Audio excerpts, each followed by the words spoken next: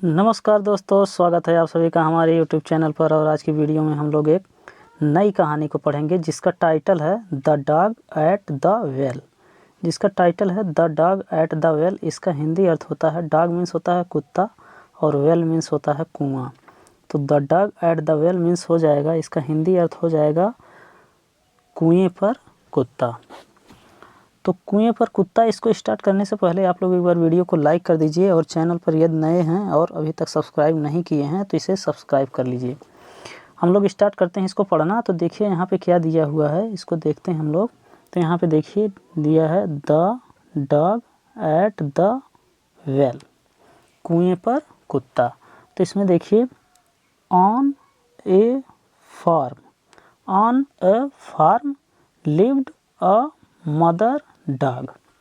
अब देखिए on a farm lived a mother dog.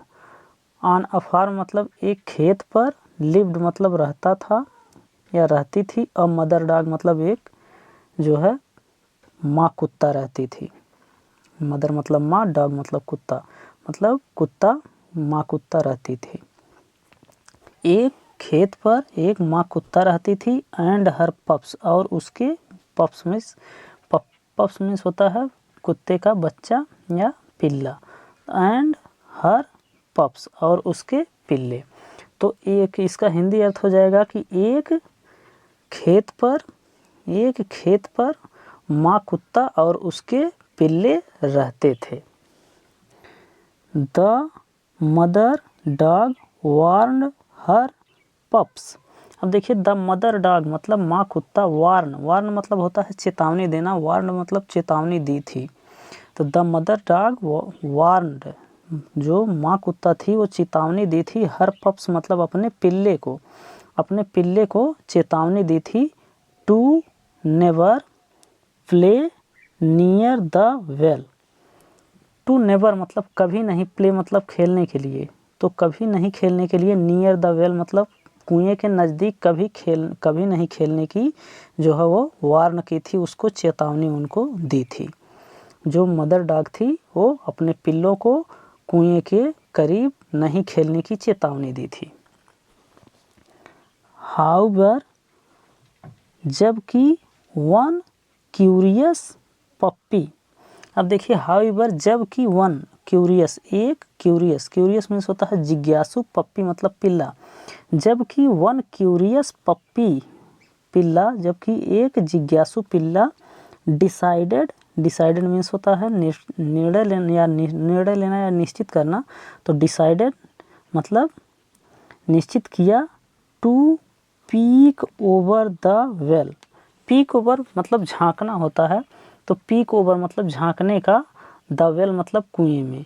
तो वन क्यूरियस पप्पी, एक जिज्ञासु पिल्ला ने जो है कुएं में झांकने का निर्णय लिया। Decided to peek over the well, कुएं में झांकने का वो एक जिज्ञासु जो है पिल्ला, वो कुएं में झांकने का निर्णय लिया। ही सा वह देखा, हिज ओन रिफ्लेक्शन। अब देखिए ही सा वह देखा, हिज ओन रिफ्लेक्शन, हिज मतलब अपना, ओन मतलब खुद का, अपने खुद का, रिफ्लेक्शन मतलब होता है परछाई या छाया, अपने खुद की छाया वो देखा। इन द वेल मतलब कुएं में, वो अपनी खुद की छाया कुएं में देखा। Assumed it was another dog, and assumed means होता है मान लेना, एज्यूम्ड मीन्स मान लेना, इट मतलब यह, और यह मान लिया, इट वाज अनदर डॉग कि यह दूसरा कुत्ता है, और ये मान लिया कि यह दूसरा कुत्ता है। कहाँ पे? अपना ही सा हिज ओन रिफ्लेक्शन, वो अपना जो है प्रतिबिंब, इन द वेल मतलब वो अपना प्रतिबिंब कुएं में देखकर यह मान लिया कि ये दूसरा कुत्ता है। ही स्टार्टेड बार्किंग, उसने स्टार्टेड मतलब स्टार्ट मतलब प्रारंभ करना, और स्टार्टेड है तो प्रारंभ किया, बार्किंग मतलब भौंकना।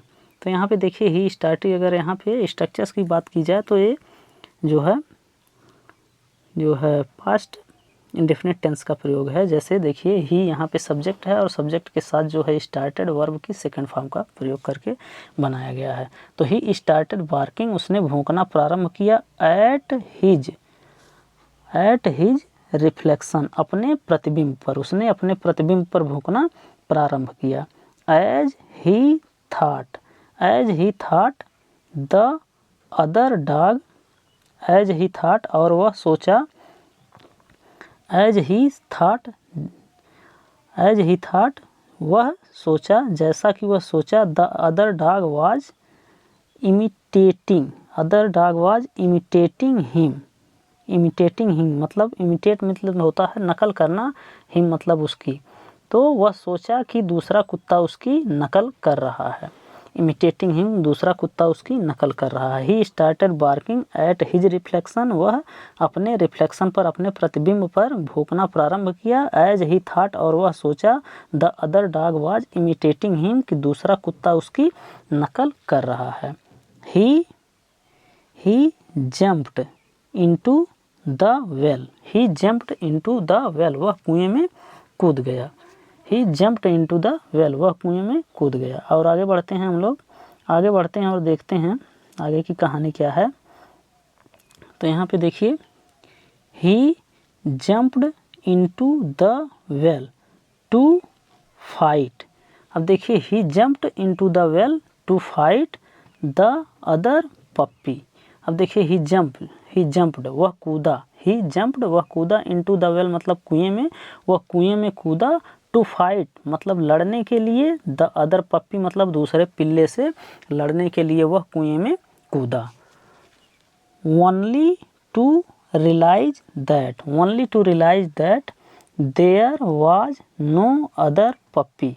ओनली टू रियलाइज दैट, सिर्फ यह महसूस करके, there was no other puppy मतलब यहाँ कोई दूसरा जो है पिल्ला नहीं है। यह महसूस करके कि यहाँ पर कोई दूसरा पिल्ला नहीं है। He kept on barking, he kept on मतलब उसने प्रारंभ किया, ही केप्ट ऑन वह प्रारंभ किया, बार्किंग मतलब भौंकना, वह भौंकना प्रारंभ किया। ही केप्ट ऑन बार्किंग, वह भौंकना प्रारंभ किया। Till the farmer came, till the farmer means किसान, केम मतलब आना, टिल मतलब तक, किसान के आने तक। एंड सेव्ड हिम और जब तक उसे बचा नहीं लिया, किसान आकर के जब तक उसे बचा नहीं लिया, तब तक ही केप्ट ऑन बार्किंग वह भौंकना प्रारंभ किया, वह भौंकता रहा। ही केप्ट ऑन वह जारी रखा, वह भौंकना जारी रखा। ही केप्ट ऑन बार्किंग वह भौंकना जारी रखा। टिल द फार्मर केम मतलब किसान के आने तक और उसके बचाने तक वह भौंकना जारी रखा। The puppy never went back to the well again. अब देखिए, द पप्पी मतलब पिल्ला, नेवर मतलब कभी नहीं, वेंट मतलब गया, बैक मतलब फिर, पिल्ला फिर कभी नहीं गया। टू द वेल अगेन मतलब उस कुएं पर दोबारा वो पिल्ला कभी नहीं गया।